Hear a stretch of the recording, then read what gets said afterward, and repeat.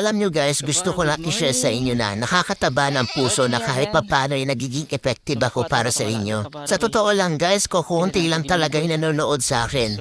Yung magkaroon lang ako ng 200 views tsaka 10 hearts, masayang masaya na ako nun. Obvious naman na small TikToker lang ako. Hindi katulad ng ibang influencer dyan ng mga sikat kung makabenta ay sobrang dami. Pero ako guys, kahit ganyan lang yan no, ang saya-saya, promise. Kahit ganyan lang guys, feeling ko hindi ako napanghihinaan ng loob.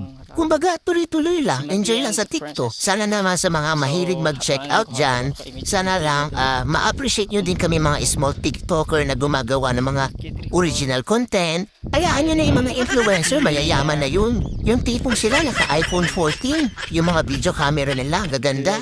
Tapos ako naka-Realme, ang labo pa. Support nyo naman ako guys as a small TikToker dito na gumagawa ng original content.